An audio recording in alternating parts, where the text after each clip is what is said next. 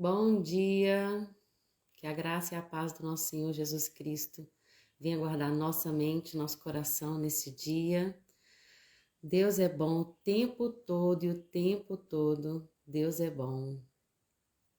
Vou esperar entrar alguém aqui para ver se está saindo som. Meu celular está com problema, mas eu dou graças a Deus por ele.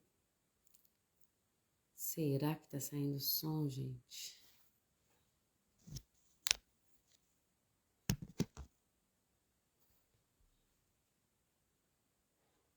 Oi, som, teste, som. Deve estar, né? Amor, entra na live aí, vê se tá saindo som. Não tava saindo, não.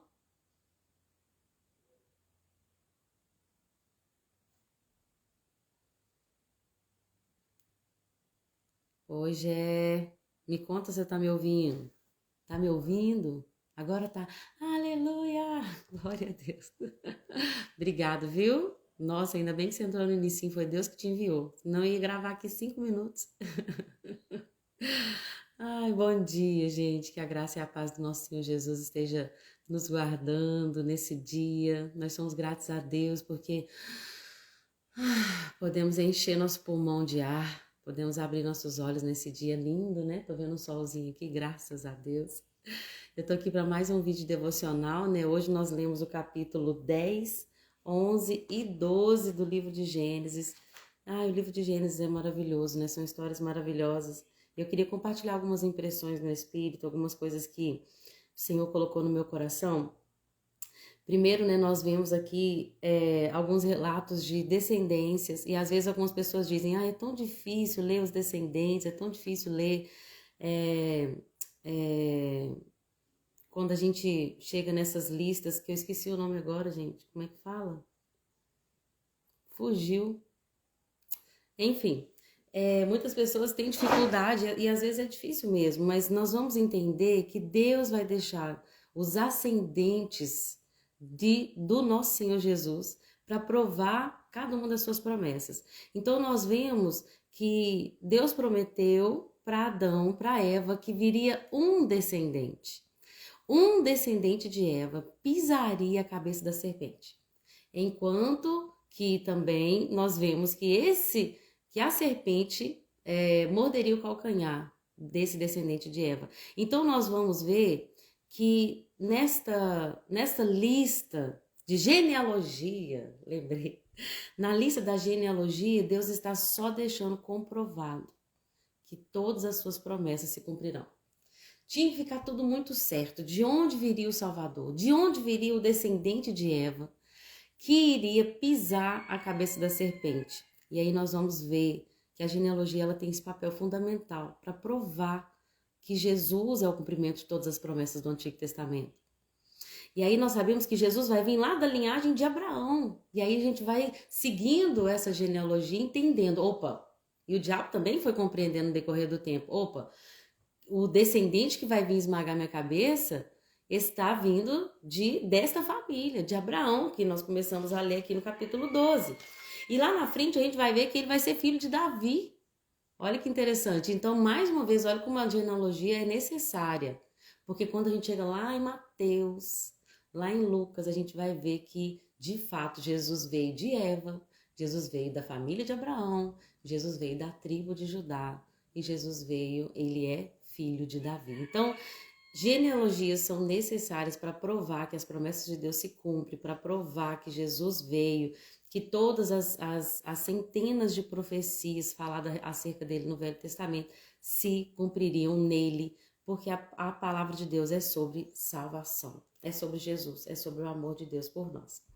E aí nós vemos essas genealogias do capítulo 10 e a gente vê o capítulo 11. Eu queria compartilhar uma coisa que eu acho muito interessante sobre o capítulo 11, que fala que todos os habitantes do mundo falavam a mesma língua. E aí eles querem construir uma torre que chega até o céu. Gente, muitas das vezes nós queremos um relacionamento com Deus baseado naquilo que nós podemos fazer. E a gente cai no erro de viver uma vida de religiosidade. A vida de religiosidade é sobre como eu posso alcançar Deus pelos meus méritos, como eu posso construir uma torre e chegar até Deus.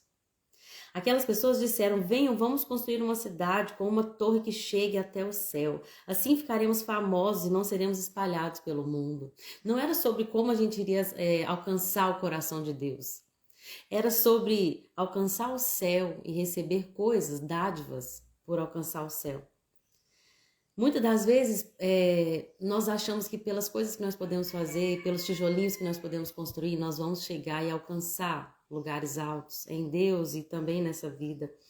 Mas o Senhor está deixando claro aqui que não é a grandiosidade. Até Billy Graham fala uma frase que é muito interessante. Ele fala assim: o maior acontecimento da história não é o homem ter pisado na lua, mas é Deus descer e pisar na terra. E nós precisamos entender que a nossa salvação nunca vai se dar pelas coisas que nós podemos fazer, nenhum mérito nosso vai nos salvar. Não é porque nós dizemos que temos uma religião, porque nós ofertamos cestas básicas, ou porque nós achamos que nós somos bonzinhos. A humanidade é corrompida. A Bíblia diz que nosso coração é desesperadamente corrupto. E isso significa que nada do que fizermos poderá fazer com que a gente chegue até o céu. A única maneira de nós recebermos a salvação é por meio de Jesus Cristo, que pisou na terra, que deixou sua glória e nasceu como um bebezinho, carinha amassada, e completou sua obra para que nós tivéssemos acesso ao céu. Nós jamais poderíamos ter acesso ao céu por nós mesmos, nem pela nossa religião, nem porque nós achamos que nós somos bonzinhos e gentis e simpáticos. Só por meio de Jesus nós temos acesso ao céu.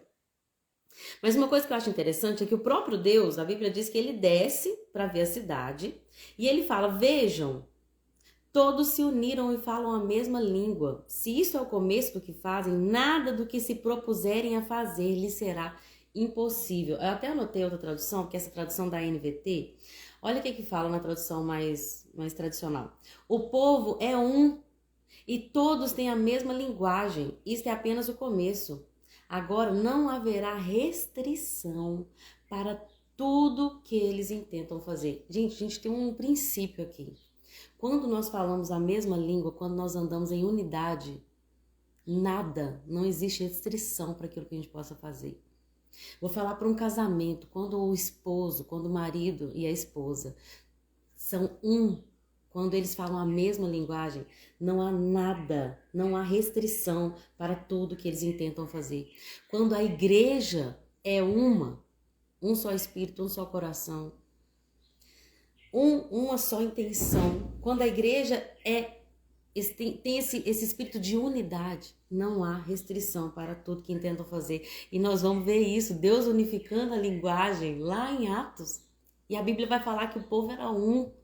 E aquele povo, a igreja primitiva, viveu milagres e prodígios, coisas grandiosas em Deus, porque eles tinham unidade.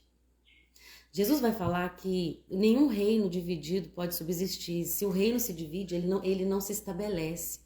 E isso é muito forte, porque muitas das vezes, no seu trabalho, na sua família, na criação de filhos, na igreja, não importa o grupo, na célula, o grupo que tiver no teu coração, Deus está falando: se você quer ser bem sucedido, sejam um, tenham unidade, falem a mesma língua. Ah, mas eu não consigo, porque as pessoas pensam diferente. Então ore para que haja unidade. Porque tudo que a gente precisa, a gente coloca em oração. O segredo de se tornar bem sucedido é que todos falem a mesma língua. Deus falou: nada lhes será impossível se eles falarem a mesma língua.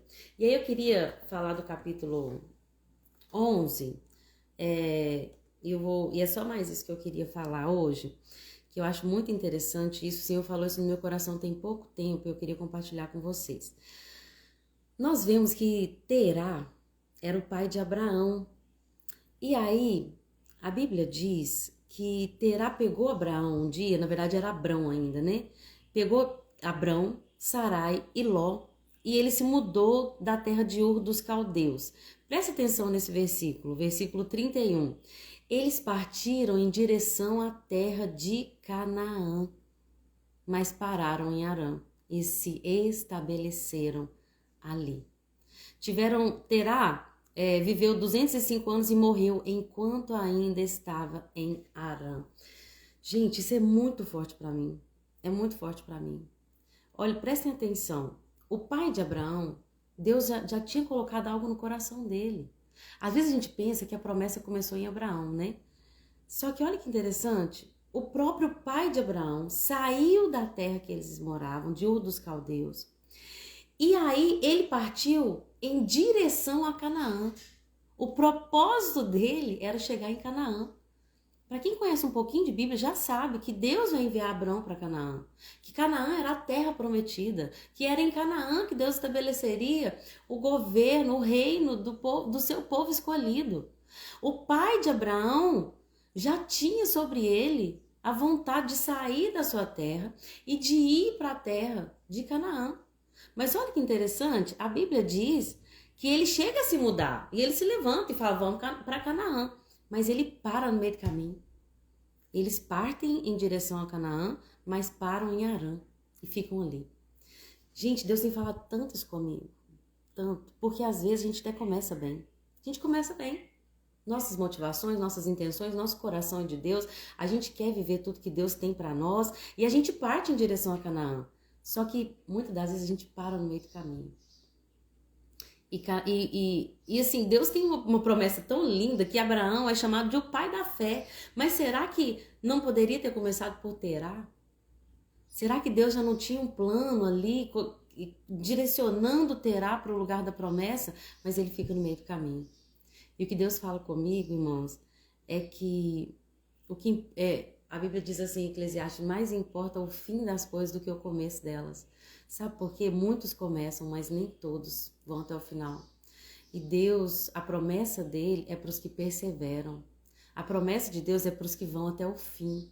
A promessa de Deus é para aqueles que partem em direção à terra de Canaã, mas que chegam até lá, como Abraão chegou até lá.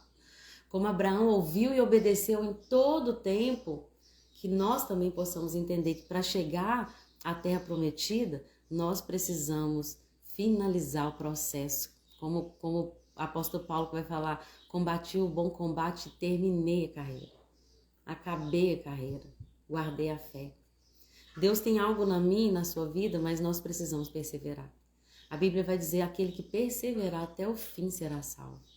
Muitos começam, mas nem todos terminam. Muitos são chamados, mas nem todos são escolhidos. Aquilo que Deus te chamou para fazer, que você começou a fazer, vá até o fim. Porque a Bíblia está deixando claro que a promessa é para aqueles que permanecem. Infelizmente, o pai de Abraão, ele chegou a começar o processo, mas ele não terminou. Ele ficou na terra de Harã e a Bíblia vai dizer que ele morreu enquanto ainda estava em Harã. Que não seja assim na minha e na sua vida, amém? Que nós possamos começar e continuar até o fim, para a glória de Deus, para acessar o prêmio da nossa soberana vocação em Cristo Jesus, amém? Bom, esse é o devocional de hoje, é o que Deus colocou no meu coração e eu espero que possa edificar a vida de alguém. Deus abençoe e até amanhã.